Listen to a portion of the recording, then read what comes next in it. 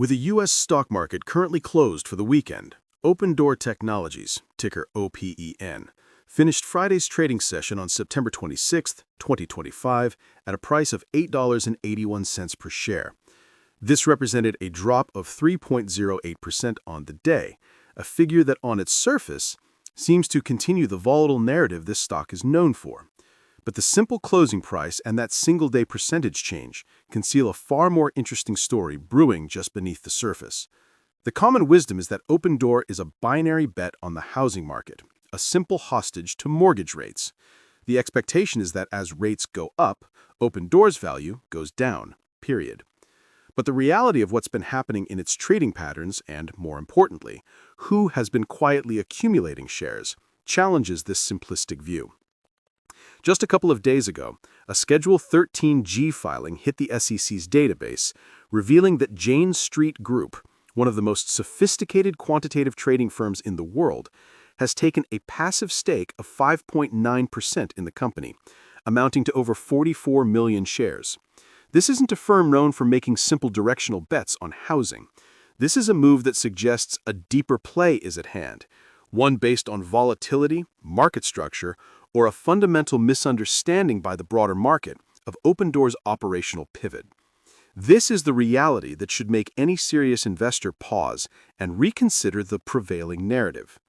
The general belief about Opendoor is that its iBuying model is fundamentally broken in a high interest rate environment. The model, which involves buying homes directly from sellers for cash, making light repairs, and then reselling them, thrives on high transaction volume and stable or rising home prices. When borrowing costs soar, the housing market freezes, inventory gets sticky, and the carrying costs of holding thousands of homes on a balance sheet can become ruinous. We saw this play out when the company had to write down billions in inventory value.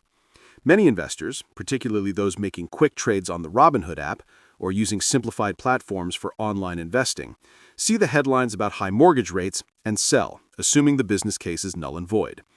They see it as a failed disruptor that tried to apply a tech playbook to an asset class that is anything but simple.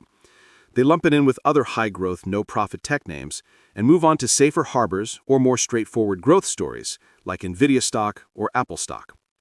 The expectation is a slow bleed towards irrelevance, punctuated by sharp drops on any negative housing data.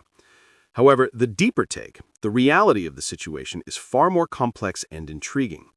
The Opendoor of today is not the same company it was 2 years ago.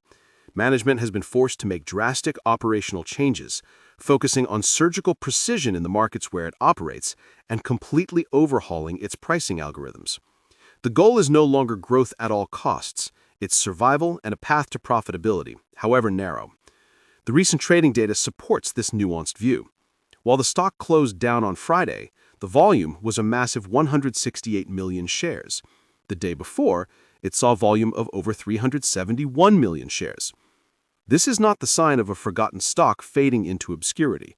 This is the hallmark of a battleground stock, where significant institutional players are actively building or exiting large positions. The Jane Street filing is the most public evidence, but it's unlikely they are alone. Sophisticated investors using platforms like Interactive Brokers, which offer advanced market data analysis tools, can see the block trades and the tug-of-war happening between the algorithmic funds and the long-term fundamental investors. The reality is that while the retail sentiment seen on SoFi Invest might be bearish, big money is sniffing around, betting that the market has overly punished the stock and is ignoring its leaner operational structure and the massive potential leverage if, and it's a big if, the housing market finds a bottom. Let's dissect the recent stock movement more granularly. The last month has been a microcosm of this fierce debate.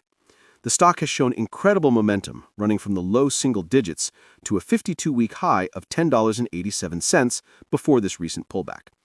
The catalyst for that surge was a series of better-than-expected housing market indicators, suggesting that demand remains resilient despite the affordability crisis. This extreme sensitivity to macro data reveals the stock's high beta nature. For investors managing their own portfolios, perhaps through an individual brokerage account with Fidelity, this is a double-edged sword. The potential for rapid gains is immense, but the risk of equally swift losses is ever present. This isn't a set-it-and-forget-it stock for a Schwab Intelligent Portfolios type of allocation. This is an active trader's domain, where understanding the flow of institutional funds is paramount. Filings from September show a mixed but telling picture. While some entities like Access Industries and BlackRock have significantly reduced their positions, others are entering, and the sheer volume of shares changing hands points to a dramatic reevaluation of the company's prospects. To truly grasp the future possibilities, one must understand the business itself. Opendoor's proposition is simple. It offers certainty and convenience to home sellers. Instead of listing a home and waiting months for a buyer, enduring endless showings and negotiations, a seller can get a cash offer from Opendoor within days and close on their own timeline. In exchange for this convenience, Opendoor charges a service fee, typically around 5%, which is competitive with traditional realtor commissions. Its profit is intended to come from this fee, plus any appreciation it can capture by reselling the home for more than its purchase price after accounting for repair and holding costs. When the market was hot, this model looked easy. But when prices turned, the company was caught holding thousands of depreciating assets. This is the core risk. The company is essentially a market maker for single-family homes, one of the world's largest and most illiquid asset classes. This requires an immense amount of capital and an almost prophetic ability to price risk in hyperlocal markets. That's why its success is so heavily tied to its technology. The algorithms that determine the offer price for a home are the heart of the business. Get it right, and the model is incredibly powerful. Get it wrong, and the balance sheet is destroyed. Looking forward, the scenarios for Opendoor are starkly divergent. The bullish case hinges on the idea that mortgage rates have peaked and will begin to normalize over the next 18 months. If rates drift back down, even modestly, it could unlock pent-up demand for housing. In this scenario, Opendoor, having survived the downturn, would be operating in a less crowded field, as many of its smaller iBuying competitors have already gone bankrupt. With its refined algorithms and leaner cost structure, it could capture significant market share and finally demonstrate consistent profitability. An investment here is a bet that the company has been stress-tested by a worst-case scenario and has emerged stronger. The company's ability to offer integrated services like title and mortgage through its acquisitions could create a more robust, higher-margin business model over time. People looking for long-term disruptive plays, the kind of asymmetric bets that could potentially perform like a young Tesla stock, are the ones buying into this vision. Conversely, the bearish reality is deeply rooted in macroeconomic uncertainty. If inflation remains stubborn and the Federal Reserve is forced to keep rates higher for longer or even raise them further, the housing market could enter a prolonged depression. This wouldn't be a sharp correction, but a multi-year stagnation. In that environment, Opendoor's business model would be under extreme pressure. Its cash burn would accelerate as it struggles to move inventory, and its access to the capital markets for the funding it needs to buy homes could dry up. The consensus among many Wall Street analysts remains cautious at best, with a significant number of hold or sell ratings. The price targets for many of these analysts are still far below the current trading price, suggesting they believe the recent run-up is speculative froth, not a fundamental recovery. This is a critical risk for anyone considering putting capital to work, whether through a Fidelity brokerage account or any other platform for self-investing. Now, I want you to think about this and engage with us. Do you believe the U.S. housing market will see a meaningful recovery in the next 2 years, or are we facing a longer period of stagnation? Comment below with your outlook. The institutional filings provide the most fascinating clues.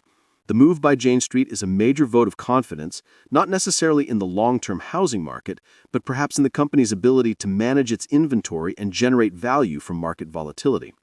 Other filings show that major fund families like Vanguard and T. Rowe Price maintain significant positions. For an investor using a service like Fidelity Wealth Management or researching Fidelity mutual funds, seeing these respected names among the top holders provides a degree of validation. However, it's also crucial to note the reductions from other major players, which underscores the deep division in opinion on the stock's future. This isn't a story of universal acclaim or condemnation. It's a story of profound disagreement among the smartest minds in finance. This makes it a compelling, if dangerous, opportunity for the retail investor who does their homework. Tools on platforms from major players like the Fidelity mobile app to the SoFi trading platform make it easier than ever to access this kind of data, leveling the playing field for those willing to look past the headlines. In conclusion, the narrative surrounding Opendoor Technologies is a classic case of expectation versus reality. The expectation, driven by headlines about mortgage rates, is that of a company whose business model is fundamentally unworkable in the current climate. It's seen as a relic of zero interest rate policy, destined to fail. But the reality is that of a company in transition, one that has been forced through a trial by fire and may be emerging as a more disciplined, technologically focused operator. The stock's recent surge in stratospheric trading volumes, coupled with the provocative new stake from a top-tier quantitative firm, signal that the market's initial, simplistic judgment is being aggressively challenged. The path forward is anything but certain. It remains a high-risk investment, exquisitely sensitive to macroeconomic shifts, and unforgiving of any operational missteps. But for those who understand the nuances of its revised strategy and the powerful leverage it holds in a potential housing market recovery, the disconnect between the common perception and the underlying strategic shifts may represent a compelling opportunity. The simple story is that Opendoor's housing